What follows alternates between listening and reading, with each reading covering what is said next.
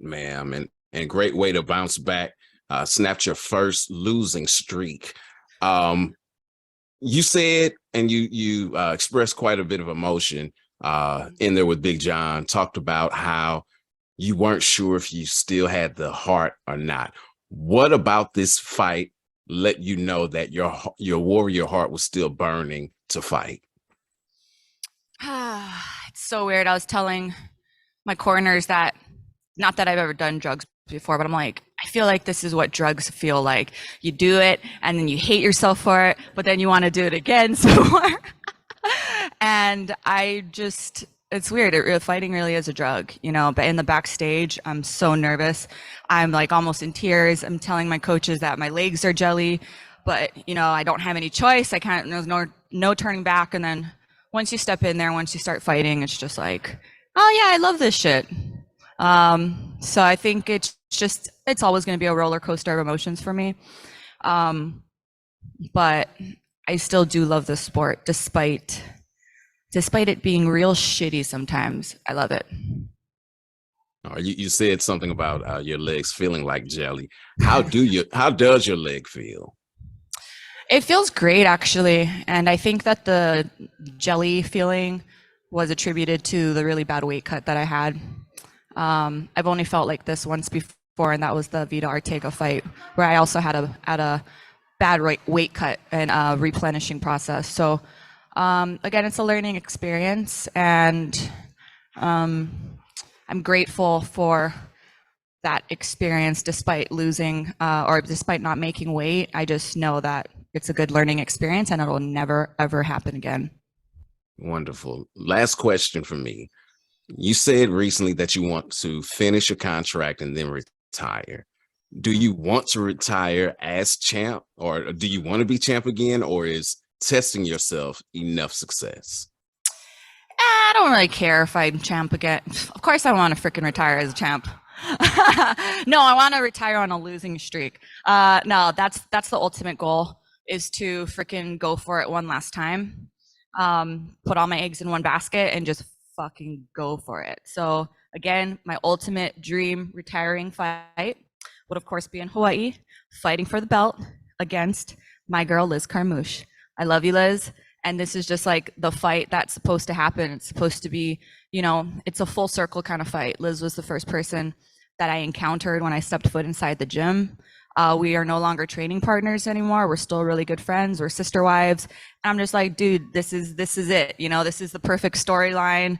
And I know that when the day comes where we fight each other, it's going down. We're gonna be freaking probably like stalking each other's Instagrams too the whole time, watching what everyone's doing. So it's gonna be fun. And I say that with the utmost respect for her. Thank you so much. Thank you, Nate. Jason? Ilima-Lei, yeah, you were very emotional in the post-fight interview there with Big John. Just talk to us about, I guess, what the emotions were, because this has been a long road back to finally getting that victory. Yes, it's been a very long road. I feel like a lot of my feelings about fighting changed when I lost the belt, and I don't think it necessarily had to do with like the loss itself. But yeah, just, moving on to the next chapter of my life. And as fighters and athletes, we all have a shelf life. And so, yeah, it's been a roller coaster for the last, 2.5 years. But fuck, I'm way too emotional after fights. I like watch all my interviews afterwards. I'm like, you look so dumb. I have an ugly crying face. So I need to work on that. But yeah, this fight game is such an emotional roller coaster, and that's what I mean by like, I don't know if my heart's in it anymore, but that win definitely helped me realize that it's still there. And as well, you say, obviously, this is a learning process. I know it's just, you just stepped out of the cage, but what did you learn about yourself in this fight, Ilima-Lei? That I'm comfortable on my feet, and I don't know why I try to get to the ground all the time, because I feel like I can punch really hard, and like it's fun. Striking is honestly fun. I can punch hard and I can take a hit. She was throwing, I was throwing. I've fucking walked through Velasquez's flying knee that broke my nose, like shattered my nose, and I still walked through it. You know, like I can take a hit. I have dense ass Polynesian bones. I have a huge ass chin that like withstands a lot of hard hits. So striking's fun, and I learned that as long as I'm patient, then the ground will come. And yeah, just big shout out to my striking coach, Bill Crawford. He's worked with me since the beginning, and Prince Tiger Smalls, they worked with me on my striking since the beginning, and I'm really proud with how far I've come. You guys should see me when I first tried striking. I couldn't even hold mitts. So yeah, I think I've come a long way thanks to those guys. And last thing for me, I know in the pre-fight interview you said you had a big kind of entrance, kind of like what you do in Hawaii, set for here. I don't know if you got to do it, but can you kind of go into detail, because I know how important it is for you on native issues here that you're in South Dakota tonight. Absolutely. Oh man, it was kind of heartbreaking, but we had planned a big walkout. It would be a ceremonial walkout with a lot of my Native American girls and my First Nations girls who all went through my foundations program and my women's retreat, and they all came out. There was probably 10 of them that went through the program and went through the Eliminator scholarship, who all came to support me. And they were dressed in regalia. They were going to dance me out, and we had signs made for all of our stolen sisters for the missing and murdered Indigenous women movement. We had signs with their pictures and their names on it, and we were going to walk out in honor of them. Unfortunately, the venue rules said that fighters couldn't walk out with anybody. So I had to tell them right before the fight that it wasn't going to be allowed. But I saw all of their beautiful faces in the crowd. And shout out a big wopila to all of my sisters, my aunties, the mothers, all of the women that came to support me from Indian country. Thank you so much. I love you guys. We're going to go get pizza after this. All right. Thank you very much, Ilima-Lei. Thank you, Jason. Luis? Hello, Max Morales from MMA Pit. So you came off the first losing streak of your career, and now back on track. And weight aside, you just said that those retirement thoughts are at a distance now. But where did they come from at first place? I think that the injuries were getting really tough.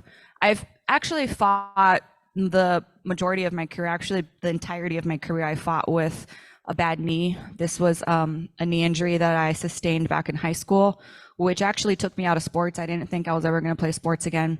I had 2 surgeries when I was in high school on the same knee, and it kind of like plagued me throughout my career, but I was winning.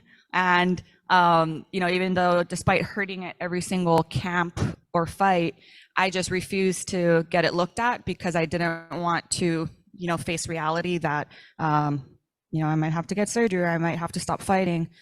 So after I lost the belt, I got to reevaluate everything and just be like, look, I don't have the belt anymore. Now's the time to fix the knee. Unfortunately, that surgery that I had last year, it didn't really help that much, or at least it helped, but then we realized that it wasn't what I needed. I basically need a new ACL, and I just don't know if I want to go through a major surgery like that and have to come back to fighting. So that's why retirement was on the horizon for me, just because the injuries, you know, the neck injury and the Kish fight, and the knee mainly. So that's why. But I honestly felt really good this fight, and the knee wasn't an issue, the neck wasn't an issue. So yeah, those are the only reasons. Jay? Ilima-Lei, congrats on the win tonight. I wanted to start with the, you know, talk about your contract and, you know, retiring at the end of it. Can you just confirm how many fights you have left on your deal? Yes, I believe I have. Actually, I don't know. I just know it's a couple, but I don't know. I have to double check. So at least presumably 1 or 2 before the title opportunity would come. Yeah, I think I have at least something like that. Yeah. Good stuff. And the guillotine in the 3rd round that she had you in, it looked close there for a bit. How tight was it? It was tight. It was a little to like ruffle my feathers, but it wasn't enough to make me tap. Like I would have probably gone unconscious before tapping to that. So Well, I will say it ruffled my feathers a little bit, but I was probably more concerned with my ass showing because I could see it on the big screen. And so I was just like, of course, the one fight that I don't wear underwear in, and only because I forgot it, not because it was like on purpose, but I forgot my underwear at the hotel room. The one fight, my ass would show in it. So you're welcome, everybody that saw it. So, and thank you so much for explaining that, because it was going to be my next very awkward question as to whether there was some kind of advantage or comfort or something. Yeah, shout out to Duke and the camera crew for zooming in, not on the ass. I could see the ass coming out, and then I saw the camera change angles so that it wouldn't show it. So shout out to the awesome camera staff with Bellator. But yeah, I mean, I had the Von Flute in, but I saw the pants coming down. So I'm like, all right, do I let go of this Von Flute to fix my pants, or do I just go for it? So, but again, shout out to the camera crew for fixing the angle. And one last one for me. I know you have mentioned going over to Dublin and also to Italy to support those events. Have you thought about a time frame for you getting back in there and actually fighting? Yeah, well, before the missed weight and everything, I was like, yeah, if I come out of this fight unscathed, and I'm gonna ask to get on the belt or the Dublin card, where I was like thinking some crazy thoughts and like, yeah, maybe I can fight like 2 more times before the end of the year. But then the weight cut came and it was terrible, and then I was like, my body's like definitely not ready. And I think that I had a really tough time with the cut because I didn't allow myself enough rest from my last fight. And so, yeah, my body it needs to rest, it needs to heal. I think timeline wise, I probably won't fight again until next year. And, especially going to Dublin and Milan, I already booked food tours for that. So I'm like, yeah, there's no way I'm going to fight again before the end of the year. So yeah, definitely going to be sometime next year, maybe the springtime if we go back to Hawaii. All right. Well, looking forward Tyler? to it. Enjoy the trips.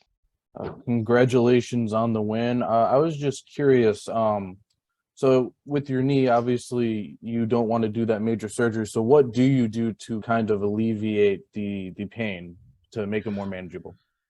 I think with the knee, I definitely have to rehab it really, really good. I really have to take this time off to focus on the strengthening aspect of it. It's very unstable because of the ACL, and it's an old ass ACL. It's like 17 years old. And so, yeah, I have to rehab, strengthen, and again, just kind of go from there, be smart about my training and be smart about keeping the weight off too. A lot of trouble, if I get big in the off season, then I have to work twice as hard to get the weight off. And that means more running, more impact on the knee. And so I think I just overall have to be smarter about my training and physical therapy. I have the best physical therapist in the world. Shout out to ES3 PT, Dr. C and Renee them and Heather them. They're the best team in the world for my physical therapy. So that's what I'll do starting Monday. Thank you so much, and congratulations on the win. Thank you, sir. Ken? Kay Williams for Ken Chronicles Media. Congratulations on the win. So in terms of legacy, how would you like to be remembered in the sport of MMA? I want to be remembered in the sport of MMA as being a good person. I think that I don't want to I just want to be a good person. And I want to be somebody that my team and my coaches are proud of and my parents are proud of, and somebody that uses my platform for good. There's enough negativity and shitty things in this world, and there's enough trash talk and shit talkers and just putas. So I just want to be a good person. And my coaches are laughing. That's what my legacy. I want my legacy to be, and to always fight for doing what's right. Congratulations on the win. Thank you for your time. Thank you. Thank you, Ilima. Thank you. Shout out to Rain.